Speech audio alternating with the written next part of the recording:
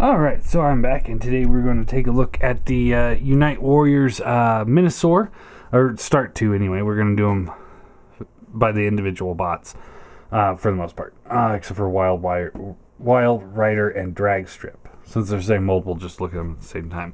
Anyway, we're going to start off with Motormaster, but I want to show off the box. So it's got some good box art going on there. You see the individual modes driving by, and then artwork of the combined mode, which is questionable at best. But it looks nice for what they have and what the figures actually are. I think they did a good job with the artwork on it. Top of the box, we got the silhouette of Minosaur, Decepticon logo, Unite Warriors. This side we got Decepticon logo, Minosaur logo. Here we have the combined mode. All the different figures and stuff like that, and stuff we can't read. And you come over here and you open the box. Now this is magnetically sealed, which is pretty nice. I do like that a lot. You got the open window where you'd see all the individual figures that do all come in vehicle mode. And then on the top, you got the combined mode. The individuals here and stuff like that. So,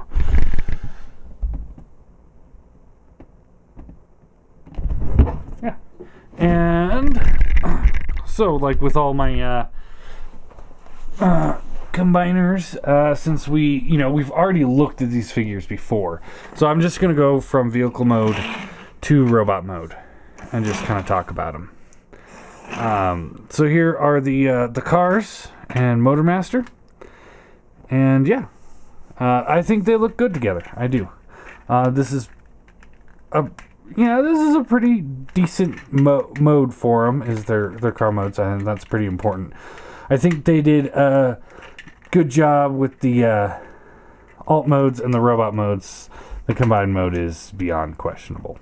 And when we get to combined mode, instead of just showing the combined mode on this, I'm going to show with the Perfect Effect upgrade kits and go from there.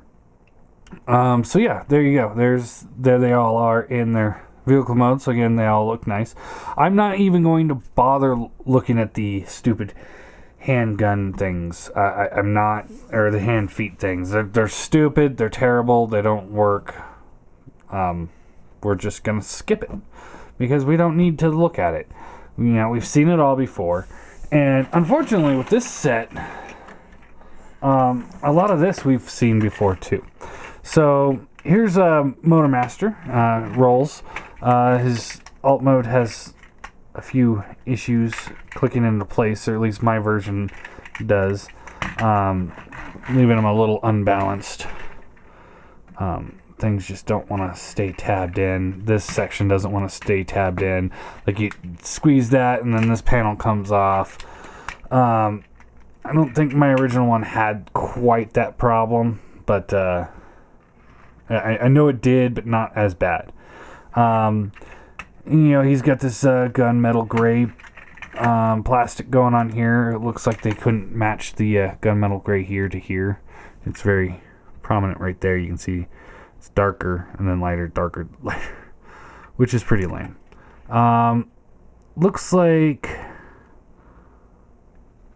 this is a sticker for this window, but these ones look maybe painted on.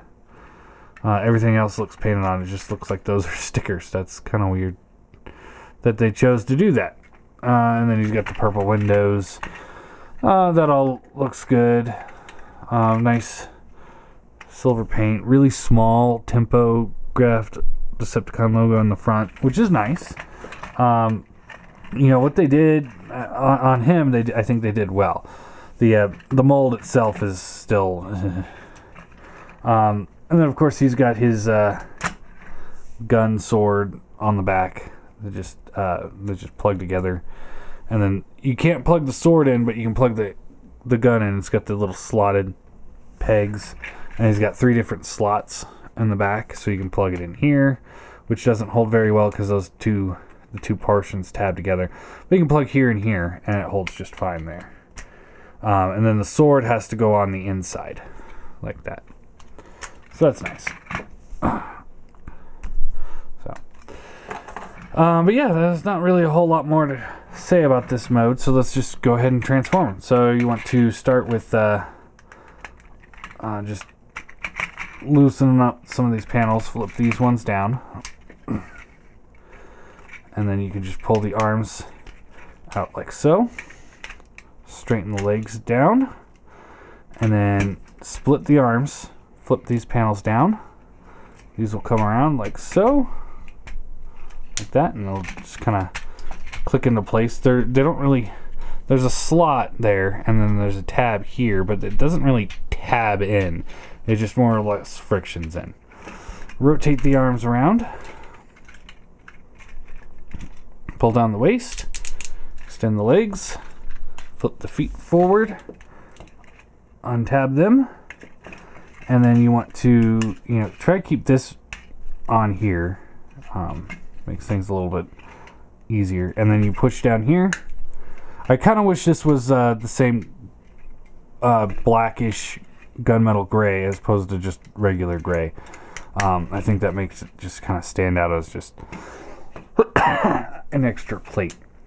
And there you go. There he is in robot mode. Yeah, he looks good. I like the way this one looks. I think he does definitely look better than the Hasbro version.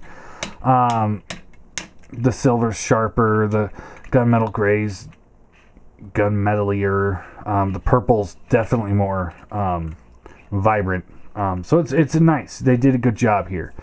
The head, looks good. He's got the painted on eyes that look good. They're not showing up on camera very well, but they are red.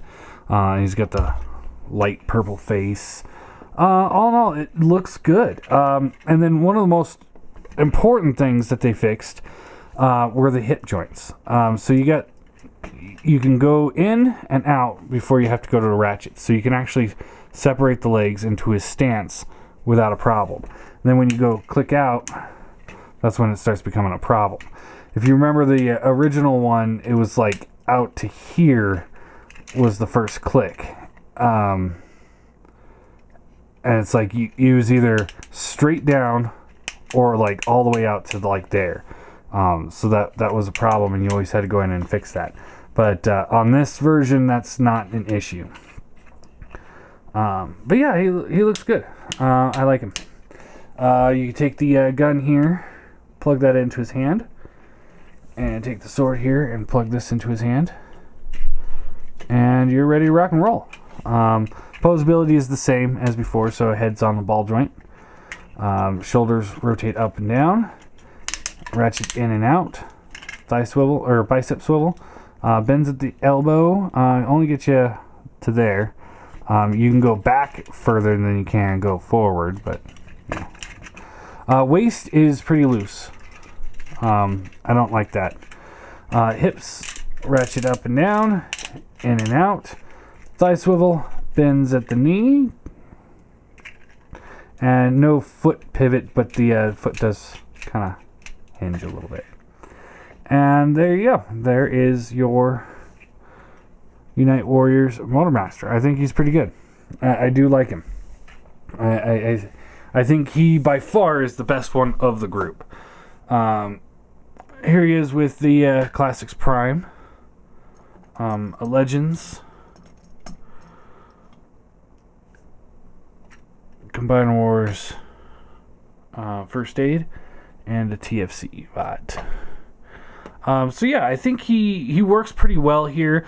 The Prime should be a little bit bigger. I know they redid this mold in Prime colors, but that's not Prime for me. I don't like it at all.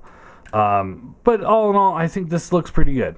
So for this figure, while just looking at the truck mode and the robot mode, I'm gonna give him a 8 out of 10. He could be better. They could have worked on the tolerance or the transformation issues a little bit better. But other than that, and the waist joint's really loose. In person, it's really noticeable. I mean, it's pretty substandard.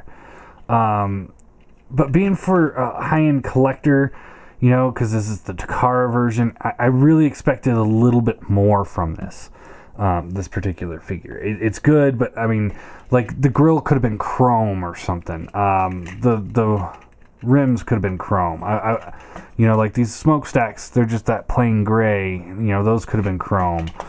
This piece here, like I said, that should have been the same color as everything else on his chest. I think they could have done a little bit more to make it pop a little bit more, but you get what you get, I guess.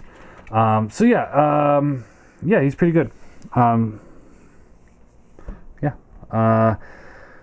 Is he better than the Hasbro version? That's the main question. And I have to say yes.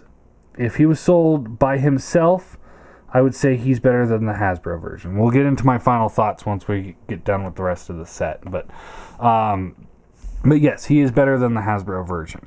Not by a whole lot. So if they were relatively the same price, I'd say definitely get Takara as opposed to Hasbro. But yeah, we'll get into the rest of that as we go. So yeah, there you go.